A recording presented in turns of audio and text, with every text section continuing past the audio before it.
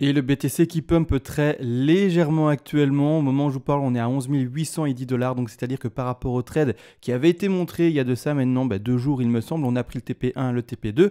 On attend le TP3 et par après, peut-être explosion plus haute pour celui-ci. Donc, ici, pour le moment, pour ceux qui auraient effectué le trade qui est montré ici le 12 août 2020, tout se passe plutôt bien. Malgré tout, dans cette vidéo-ci, on va également faire des choses légèrement différentes et je vais vous montrer en fait ce qui se passe actuellement sur un indice que j'utilise très peu, mais qui parfois peut m'aider, ou en tout cas je veux regarder plus ou moins où on est, si vous voulez, le cours du BTC par rapport aux émotions des gens, par rapport à leur perception du cours. Et donc qu'est-ce que je fais? Je vais sur ici, comme vous voyez, le Fear and Greed Index et je vois où est-ce qu'on en est par rapport à l'historique. Et clairement, c'est une indication assez simple, visuelle, pour voir où est-ce qu'on en est plus ou moins. On va en parler de toute façon, c'est pas scientifique non plus, c'est pas quelque chose d'extraordinaire, mais on va en parler dans la vidéo bien entendu. Avant cela, vous le savez, on fait comme toujours et encore une toute petite intro.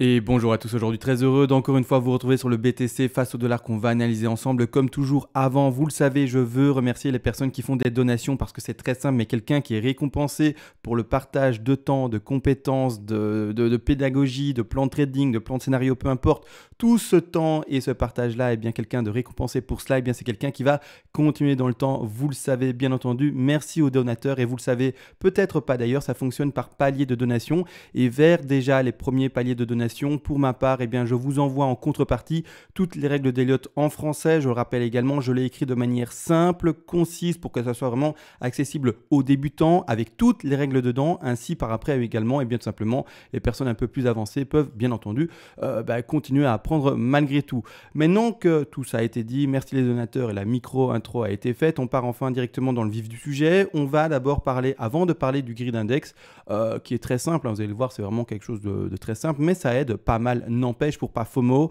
pour ne pas se faire avoir au piège par des tops potentiels ou des choses comme ça. On va regarder ça d'ici une minute ou deux. On va surtout regarder maintenant le trade qui a été initié. Pour certains, je rappelle, le ratio n'est pas super. De tête, c'est un ratio de 1.60, 1.70, c'est pas un ratio vraiment super par rapport au risque.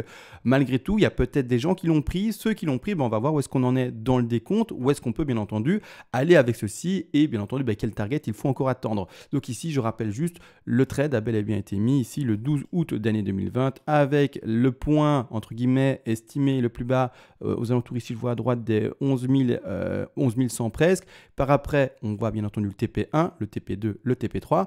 On a pris actuellement le TP2, on attend le TP3 et une fois qu'on aura pété, si on doit péter à la hausse plus fortement, on déplacera, vous le savez très bien, notre stop loss au niveau du dernier niveau de support pour pouvoir continuer avec le cours s'il devait bien entendu monter plus haut. Donc maintenant, où est-ce qu'on en est là-dedans? Comme dit, en fait, j'agrandis bien mon écran maintenant.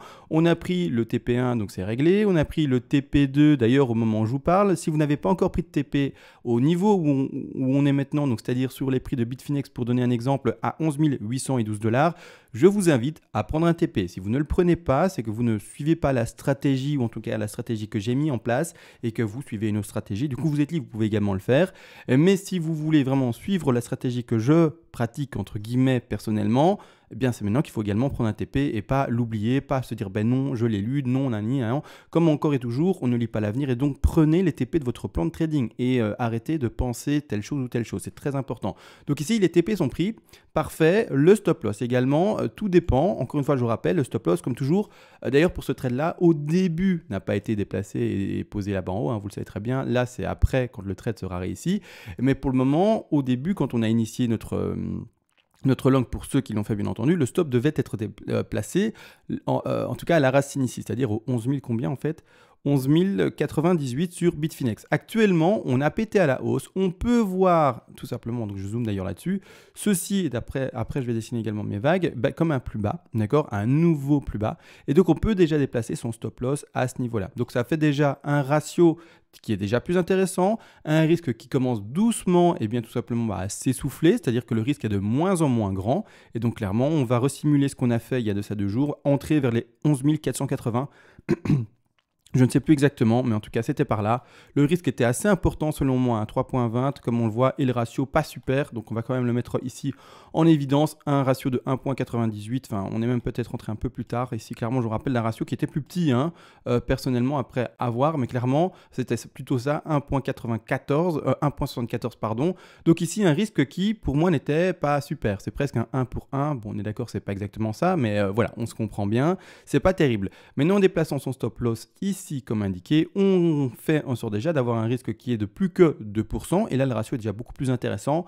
On est vraiment en train bien de gratouiller, si on veut. On est en train vraiment, et bien finalement, de doucement supprimer ce risque-là. Pas complètement encore. On peut être dans des choses plus complexes. Pour ça, bien entendu, je ne vous dis pas de monter actuellement votre stop d'office à votre point d'entrée. Je vais l'expliquer d'ici quelques secondes pourquoi est-ce qu'on ne fait pas ça.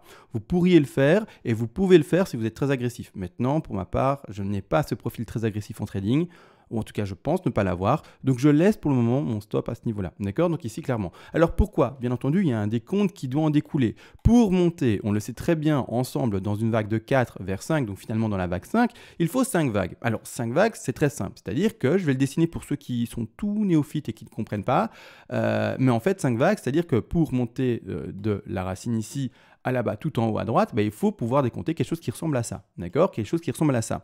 Actuellement, on a potentiellement, et voire même, je suis presque sûr de moi, dans ce cas où on devrait monter, eh bien, notre sommet de 1 indiqué, notre bas de 2 indiqué également. Je vérifie juste si le plus bas est bien là. Il est même là, donc le bas de 2 est là, d'accord? Donc en fait, ici pour le moment 1, 2. C'est-à-dire qu'actuellement le rebond qu'il y a eu, est-ce qu'il est important? Est-ce qu'il est suffisant que pour déjà placer sa 3? On va regarder ça ensemble. Et vous allez voir que pas du tout. Pour le moment, le rebond est microscopique et pas suffisant. Il est vraiment trop faible. C'est-à-dire que je mets également, rappelez-vous, mon Fibo par rapport à la fin de ma 2 stricte. Donc je ne vais pas mettre mon Fibo par rapport à la dernière bougie, d'accord? Je mets vraiment par rapport à la fin de ma 2 qui est stricte.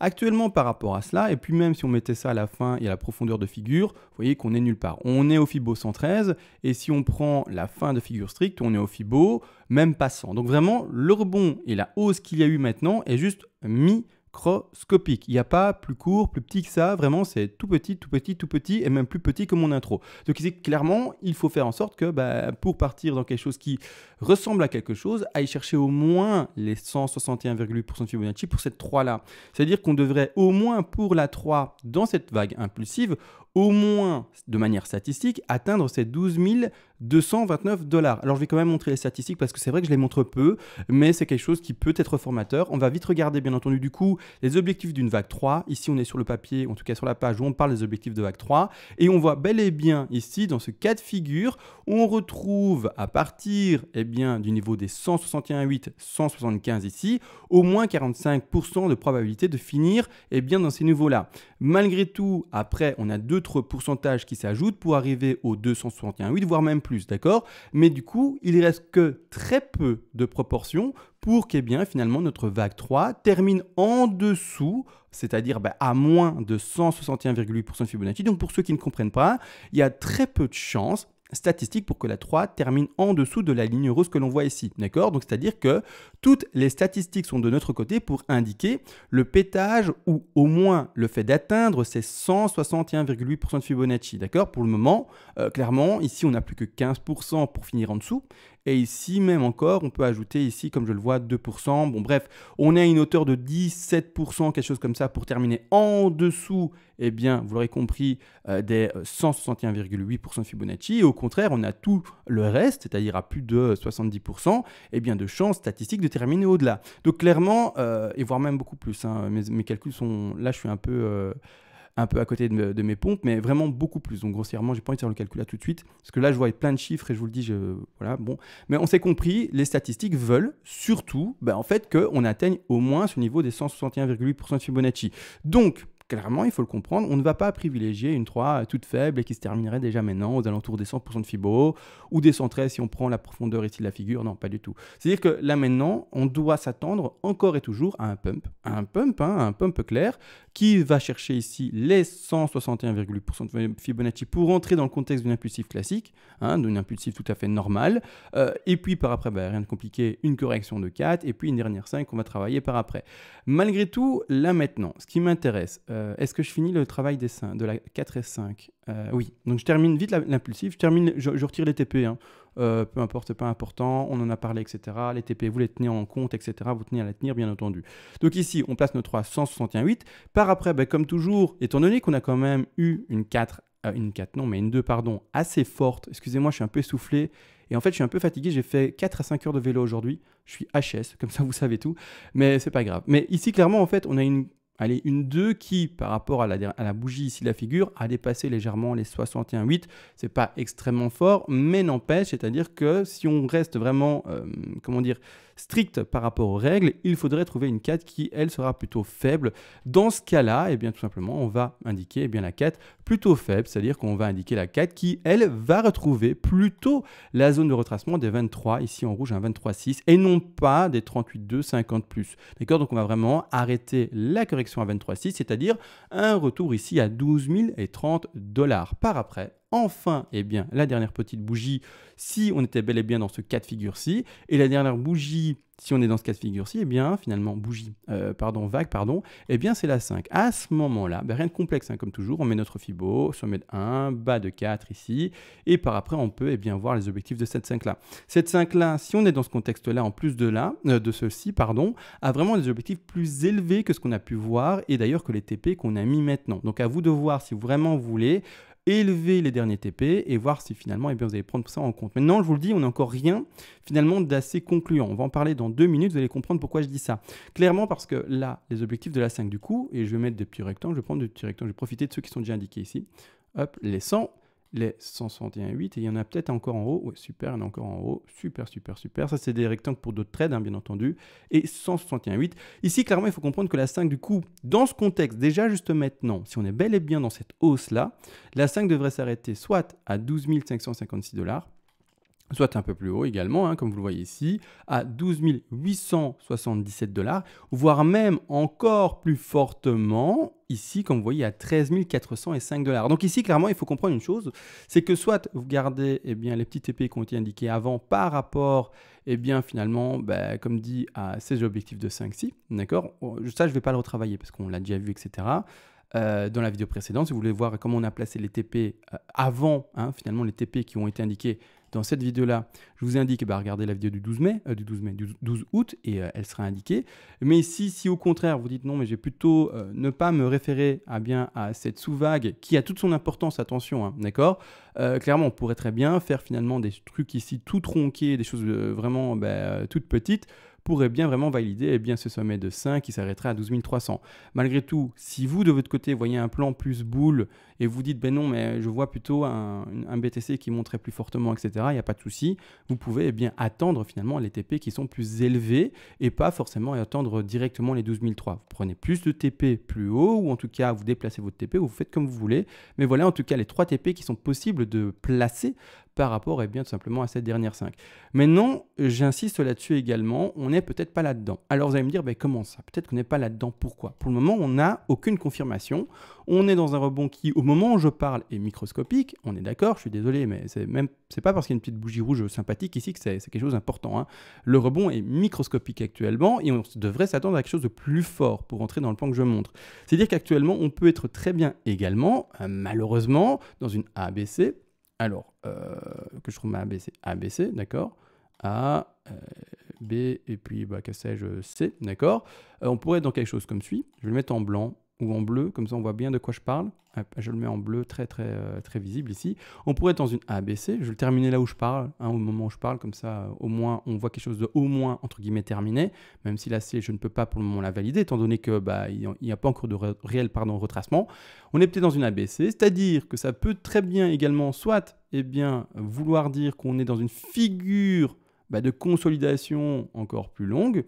Maintenant, j'ose pas l'espérer, étant donné que, par exemple, on a vu l'ETH qui a pété à la hausse et pété son niveau de résistance précédent. Donc, j'ose espérer que le BTC suive le même mouvement. Donc, on ose espérer que la figure de correction soit enfin terminée. Mais c'est-à-dire que cette dernière 5, vous le savez très bien, si j'indique une ABC, pour ceux qui ont un peu étudié l'Elliott, vous vous en doutez, je vais peut-être parler, et je vais même sûrement parler maintenant, d'une ending diagonale. tout à fait potentiel, hein. Après, je vais montrer une superbe ending diagonale. Ça me vient là en tête. Je me dis, waouh, je vais leur quand même montrer. Pour ceux qui ne sont pas anciens sur la chaîne, vous allez voir à quoi ça ressemble une ending. Mais ici, on a une 2, une 3, une 4 et puis une 5 par exemple pour terminer. Alors pour ceux qui ne connaissent pas du tout, les endings peuvent transpercer les sommets précédents. La 4 peut transpercer le sommet de la 1. Si vous ne savez pas du tout, que vous êtes complètement sceptique, Google, vous tapez sur Google, c'est facile, hein, mais il faut y aller de temps en temps, vous tapez ending ou leading diagonale en Elliott Wave et vous aurez des images par milliers et vous comprendrez que finalement, eh bien, il y a plus qu'une règle malheureusement en Elliott Wave. Donc on est peut-être là-dedans, d'accord? On est peut-être là-dedans. Maintenant, c'est pour ça que je vous le dis, on fait attention à son stop loss. Rappelez-vous ce que j'ai dit au début de vidéo. Ne montez pas votre stop loss trop rapidement de manière élevée parce qu'autrement, peut-être que le retracement ici de la 2 va vous faire prendre finalement votre stop alors qu'on est toujours haussier et vous serez en mode ah bah mince, je suis sorti alors que ça continue à pump. C'est pour ça pour le moment, pour ma part, je resterai sur ce trade plutôt défensif. Je ne monterai pas mon stop de manière trop agressive, trop haut, déjà mon point d'entrée. Je ferai en sorte juste de diminuer mon risque par rapport finalement à l'exposition du trade, mais je ne mettrai pas mon stop déjà à mon point d'entrée, d'accord? Sauf si bien entendu vous êtes rentré beaucoup plus tôt.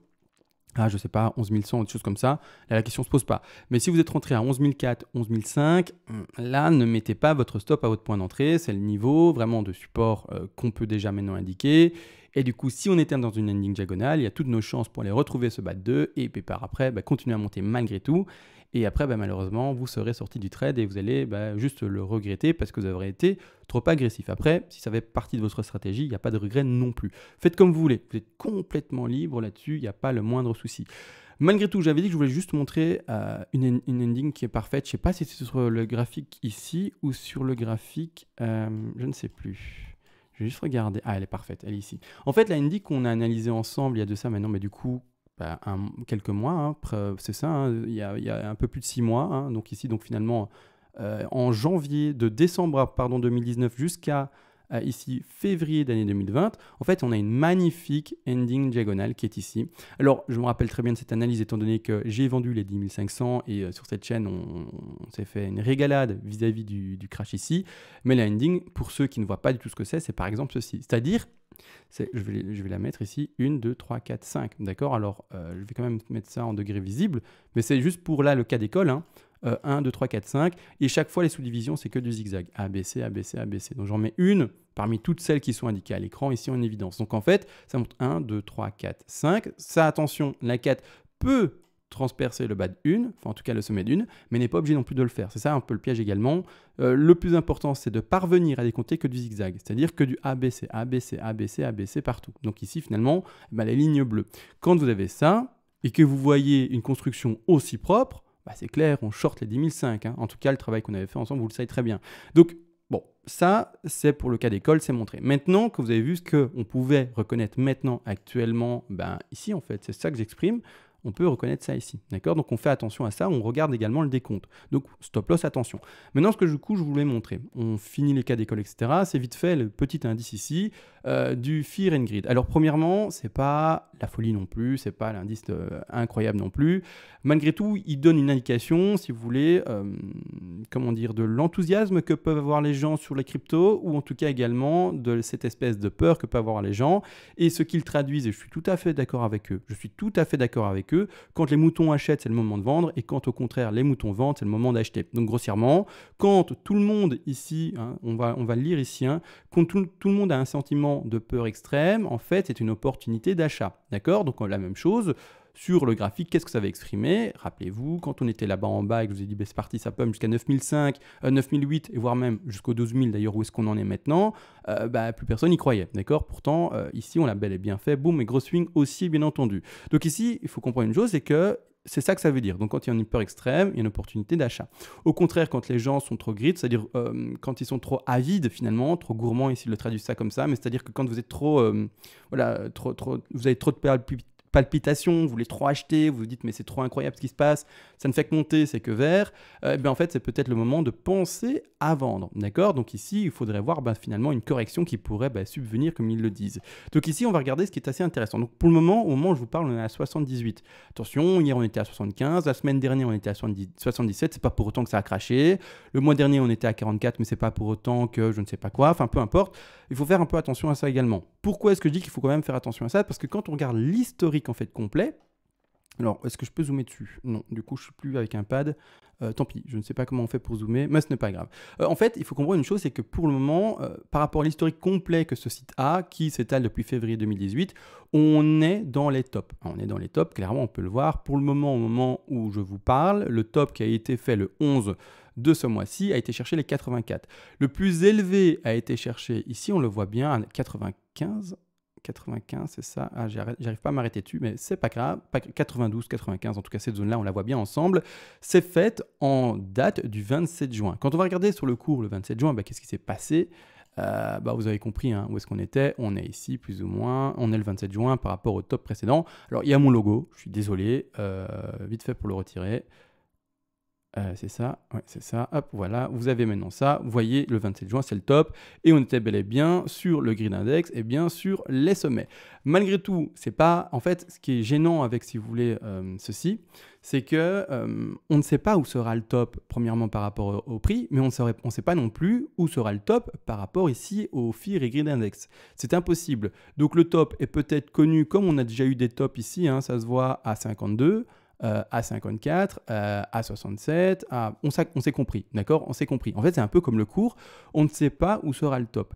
Malgré tout, au plus on voit le cours monter vers les 100 et au plus on peut quand même se dire, là maintenant c'est vrai que quand même on commence doucement à vraiment approcher les extrêmes des extrêmes. Donc c'est pour ça que déjà maintenant, on peut doucement se dire, on commence avec un index qui a été chercher les 84, commencer à se dire, il y a peut-être une correction qui commence à se profiler. C'est pour autant pas obligé. Elle peut continuer à monter jusqu'à 80, combien? 95, je suis dessus, 95 sans le moins de soucis, même voir frôler les 100 sans pour autant commencer directement à cracher. Donc il faut faire attention à cet index-là. Je veux juste mettre en évidence qu'on est actuellement dans des tops par rapport à l'historique que l'on peut voir depuis 2 ans. Malgré tout, c'est pas pour autant que ça va corriger maintenant de manière forte, mais voilà, je veux que ça soit vu, qu'on ait quand même conscience que cet indice nous indique qu'il serait bon doucement à se délester petit à petit, ou en tout cas de commencer à y penser et de voir une stratégie de vente, plutôt que commencer à acheter comme un acharné pour des traders, les investisseurs, c'est une autre question, ou voire même plus les investisseurs. Pour les investisseurs, c'est peut-être même plutôt l'occasion de penser doucement à vendre si c'est de l'investissement très court terme. Si vous êtes sur bien entendu, vous l'aurez compris, un investissement long terme, 1 an, 2 ans, 3 ans, 10 ans, ne vendez pas, attention. Mais si vous êtes de l'investisseur qui achète avant assez rapidement, c'est-à-dire sur un terme de 3 mois, 4 mois, voilà, on commence doucement à se poser la question. Maintenant, bien entendu, faites attention à ça. Et au contraire, les traders, en fait, ça ne nous regarde pas. Étant donné que nous, on fait des trades en swing, on fait du trade en weekly, en peu importe, en monthly, etc. Et on short, on long le machin un peu comme on veut. Et finalement, c'est pas important. Ou en tout cas, pour moi, pour les traders, ça n'a pas grand sens. Par contre, pour les acheteurs, commencer à se dire, est-ce que je vais pas acheter un top maintenant? Donc, est-ce que je ne temporiserai pas un peu pour voir où est-ce qu'on va ou comment est-ce que ça se passe? Est-ce que, du coup, petite correction peut-être à venir.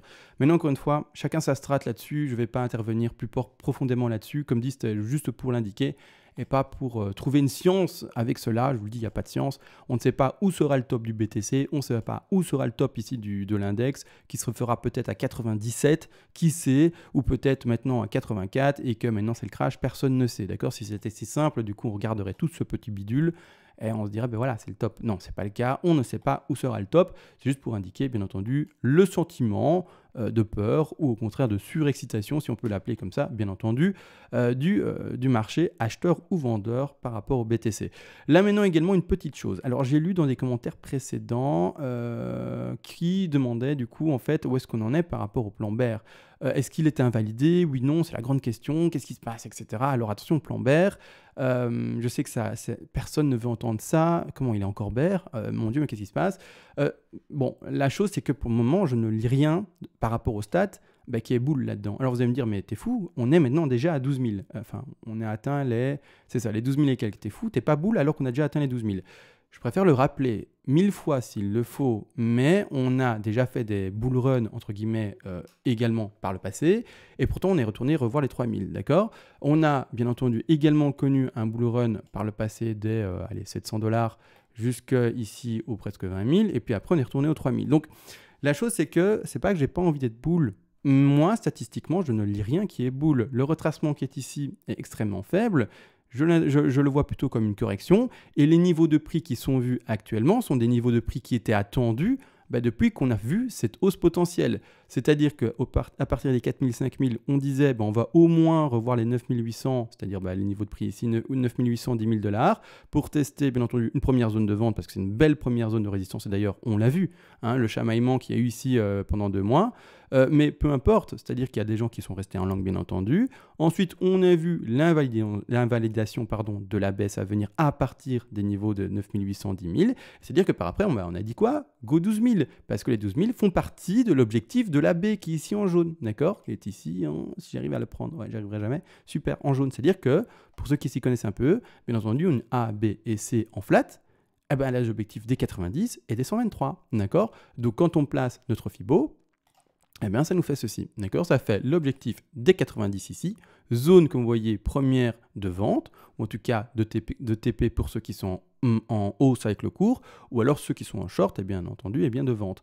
Ici également, du coup, on attend quoi? La deuxième zone de vente où on est au moment où je vous parle, dans la zone des 123, 127. Donc ici, en fait, sont des prix qui, je suis désolé si ça déplaît à certaines personnes, mais sont en fait attendus, et pour le moment, il n'y a rien qui invalide, malgré le fait qu'on soit à 12 000, un plan bear. Je rappelle également un plan bear, c'est pas parce qu'on est dans un plan bear qu'on doit revoir des plus bas, d'accord? C'est juste que, du coup, notre plan, donc ici, l'AC, du coup, va gêner beaucoup de monde parce que je l'indique à 2000, mais l'AC peut s'indiquer à 4600, l'AC peut s'indiquer à 6000 et elle peut également s'indiquer à 8200. Comme vous voyez, c'est des take profit partiels pour les traders, ceci. Donc, c'est-à-dire qu'en fait, ce qui va m'intéresser plus tard et commencer à décompter ceci de manière, entre guillemets, assez fortement haussière, et quand moi je serai bull, vous allez vous dire, mais il est trop bull, comme quand je suis bear, vous vous dites, il est trop bear, vous allez voir que quand je suis bull, ça rigole pas. Mais c'est-à-dire que, imaginons que notre C se termine à 8000, qui sait, j'en sais rien, mais du coup, pour l'exercice aujourd'hui, je vais commencer mon décompte haussier seulement à partir de là. D'accord? Et là, je vais être bull. Et là, vous n'aurez jamais entendu un gars aussi bull. Et là, vous serez content d'être sur cette chaîne-là parce que vous allez avoir les émotions, etc. Vous allez dire, c'est fou, il est aussi bull que ça va jamais aller aussi haut. Et là, moi, je vais m'amuser. Mais clairement, là, pour le moment, je suis désolé. J'attends encore et toujours ma figure de correction. C'est pas différent, jusqu'à invalidation. Une fois que, bien entendu, il y a invalidation, qu'on pète vraiment trop et qu'on pète du coup les 13 100 et quelques $, à ce moment-là, il y a re-questionnement, retravail de plan. On va peut-être voir ça comme une 2 du coup, très faible, statistique mauvaise, bien entendu, et voir par après comment se repositionner pour les trades. Bien entendu également, si vous êtes un investisseur, n'oubliez pas, il y a 3 styles d'investissement, c'est important de le rappeler, je le fais aujourd'hui pour ça.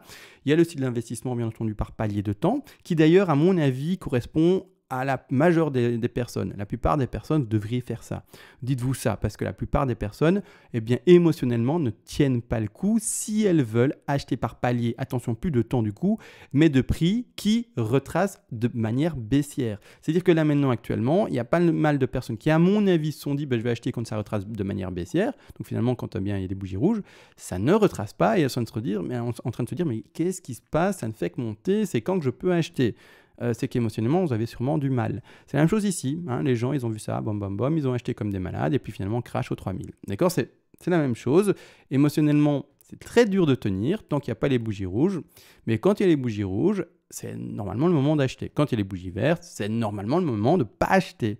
Sauf si vous avez le palier d'achat, bien entendu, par palier de temps. Ou également palier d'achat par cassure de résistance et confirmation haussière. Ça, c'est d'autres, bien entendu, stratégies d'investissement. Mais je veux insister sur le fait que ayez la stratégie qui vous convient. Si vous remarquez que vous avez du mal à tenir telle ou telle stratégie, n'hésitez pas à changer. Et d'ailleurs, Google peut également vous proposer plus de stratégies que j'en donne. J'en donne 3, parce que pour moi, c'est les 3 les plus connus, ou en tout cas les 3 qui sont les plus légitimes. Mais si vous voulez d'autres stratégies d'investissement, vous pouvez également taper sur Google et faites vos petites recherches. Ça doit exister. Je ne l'ai pas fait moi-même, mais ça doit exister. Google, vous savez très bien.